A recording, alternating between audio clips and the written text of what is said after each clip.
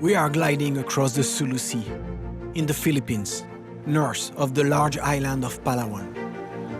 It is the Gombesa team's first trip to the Coral Triangle, this area of the Pacific Rim, which has the greatest diversity of marine life on Earth.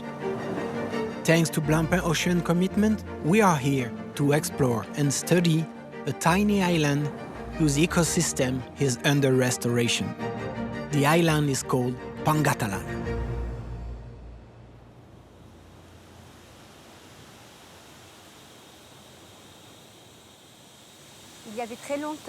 I spent a long time searching for a place where I could find peace and tranquility and a much more natural way of life. When I moved to this tiny island, I had no idea that it needed so much work and so much restoration. I hadn't realized quite how badly damaged it was. I wanted to repair the landscape with the integration of the island to show that we could take a little piece of land somewhere. Not to change the world, but to restore what was there before and breathe new life into that piece of land by reconstructing its wild side. I swam here and there was nothing left, except a few pathetic little fish. It was all ruined.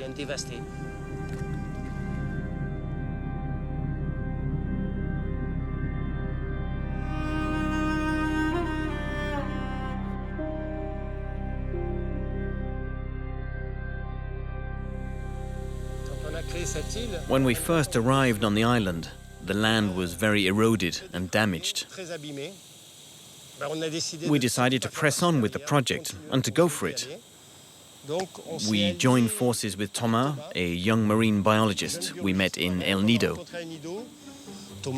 Thomas came and did his research. I remember he said, "I like the challenge, it's a huge challenge, but I like it." They had worked on the island like crazy, tirelessly for 5 years. And the idea was to do the same in the sea.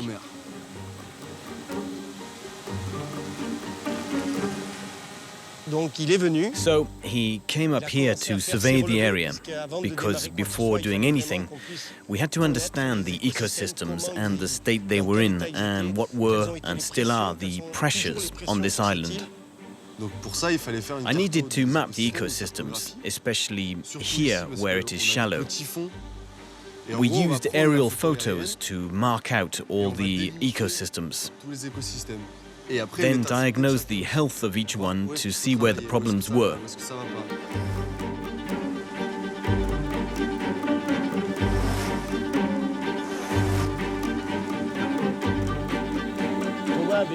Thomas finished his survey. He finished mapping the island, and we had the idea to do something extra and start rebuilding the coral reef. When coral reef disappears because it is blown up, how can we replace it? So we imagined creating a reef. We couldn't afford a barge with a crane to lift large structures. So we needed to find something that could fit together and fill in a space whilst still being easy to transport and to build, and with as many natural components as possible. So we created the SRP, or Sulu Reef Prosthesis. We place our SRP 1, 2, 3, 4, 5 using different sizes. We then take a step back to see the space and the aesthetic, as we're not there to build a wall. Then we transplant the corals.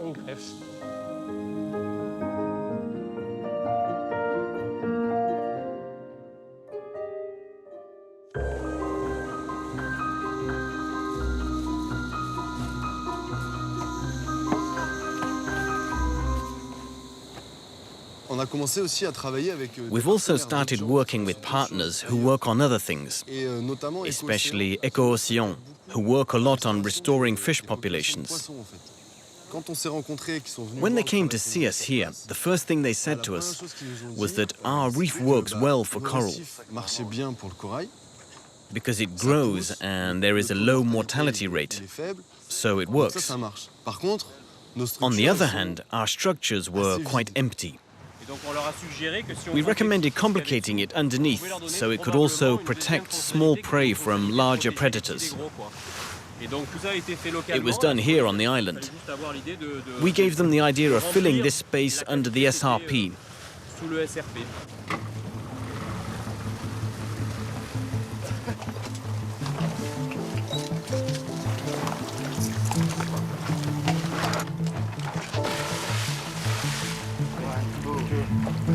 Go!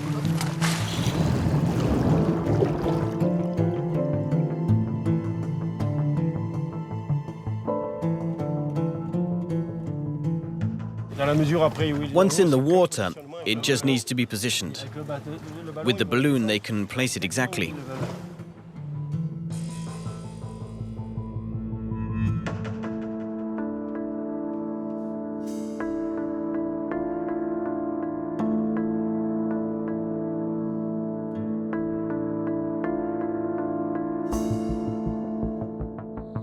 It's made of concrete and steel, and it allows us to fix the corals which are unstable or broken. We fix them in place so that regrowth is permanent and long-term. We really wanted to make something that helps the existing reef and soon won't be seen. We just want to accelerate the reef recovery.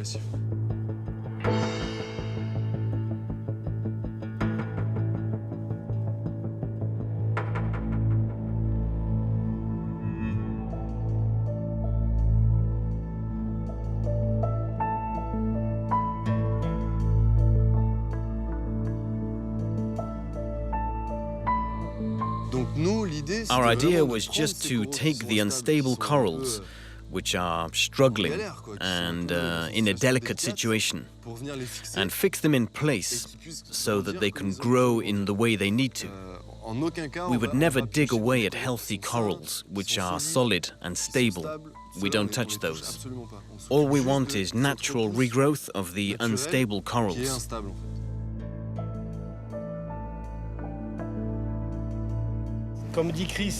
As Chris says, it's utopian, but it's also a real hope. It's a piece of land that was destroyed, and you try to give it all the help you can so that nature can do its work on its own.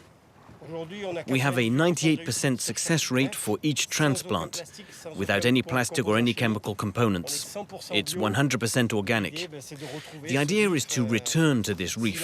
If there is only one left, it will be ours, we hope.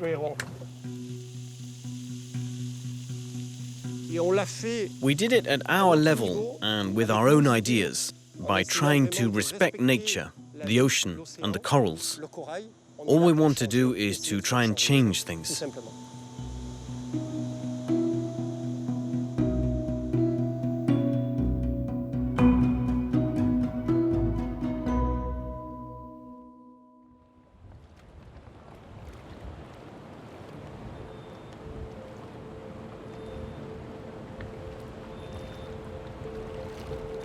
Our first dive will be from the pier that serves Pangatalan.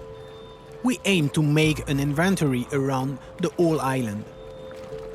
A photographic inventory to show the current state of the reef that Fred and Chris are striving to restore.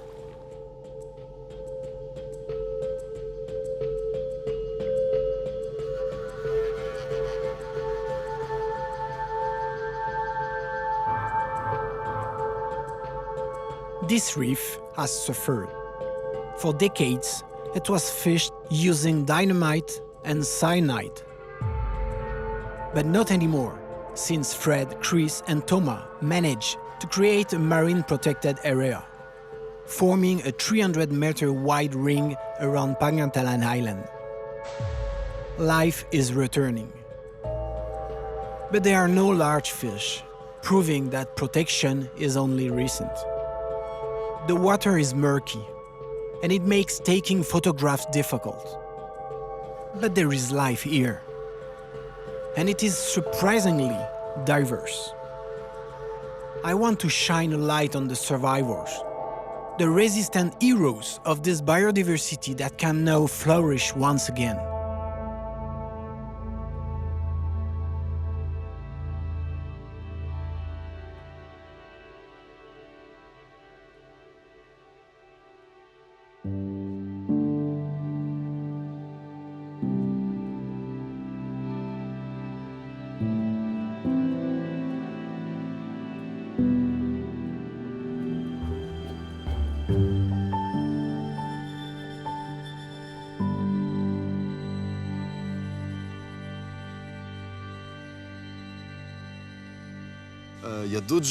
Other people wanted to come and work with us here to share their expertise, experience and methods. So we are now working with Andromède Oceanologie, who use photogrammetry techniques coupled with telemetry. Our aim is to create a picture in 3 dimensions that will allow us to explore an area of about 1 hectare. It's never been done before. By using this method here on the site, we'll be able to measure and observe the reef's resilience, because this method gives us a visual aspect and a scientific aspect in terms of data to analyze.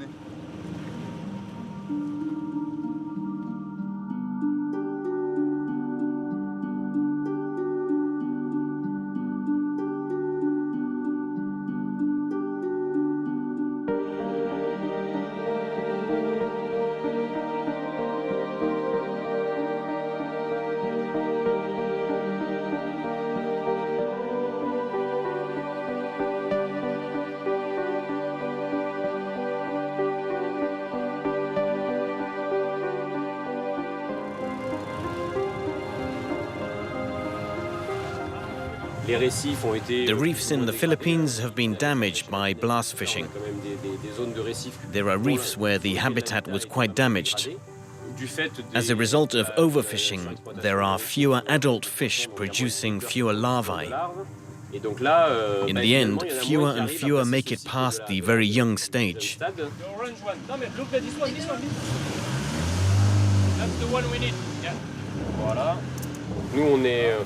We came to the island to demonstrate techniques for catching larvae, installing baskets at night to collect in the morning. The idea is to use those larvae and let them grow for several weeks or months until they are bigger and reach what we call size refuge. Once they reach that size, we reintroduce them to the environment. This boosts the ecosystem and helps it regenerate faster. We just help to boost the ecosystem.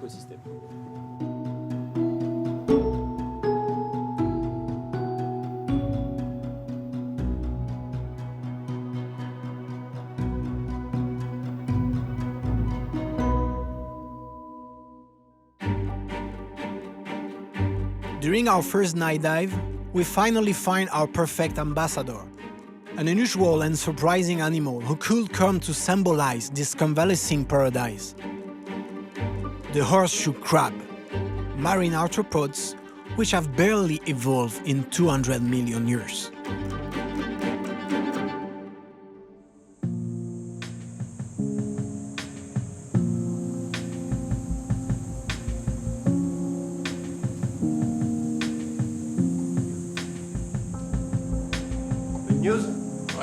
Yeah, come and sit down, guys. Let's see. We have our first image assembled from the photogrammetry. When we see them in 3D, we can go over the top to see the crinoids or go underneath. And we can see the number of pores on the sponges. The definition is amazing. That's incredibly beautiful, with the sponge and the coral, like a bouquet of flowers. It's great for us too, to see the efficiency of our methods for fixing coral and restoring it. It can give us volume calculations and an evolution of textures. We'll be able to see how our reef integrates with the natural reef. In 5 or 10 years, you won't even see it. Instead of the SRP, you'll see a slab of living coral. For your idea of having a scientific base in Sulubaaï for the study of corals, this shows their initial state. You can come back in a year or 5 or 10 years and see how the corals have grown on the SRP in terms of their number and size, how the filter feeders have evolved. Superb. Now we just need to do the rest.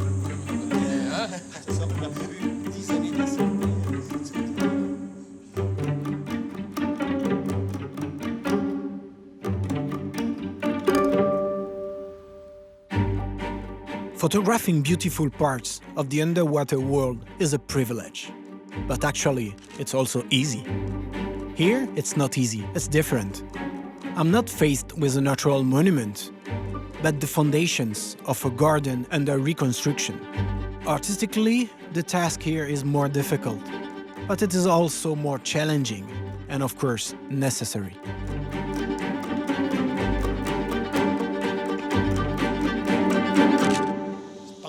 Pangatalan is 4 hectares of land in a very remote place. This is the last frontier. There's nothing else beyond this. South China Sea and Vietnam, we're the last island of the Philippines.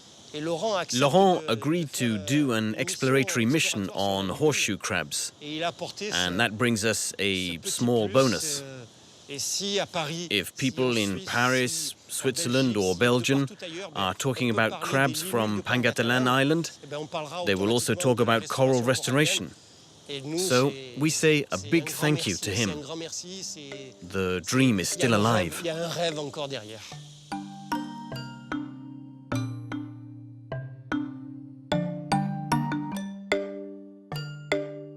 It is because this place has suffered that it inspires me. By photographing it, we are attempting to show how the ocean always gives life a chance. Like the horseshoe crab that has survived for time immemorial without ever disappearing. Let us hope that Pangatalan Island can do the same.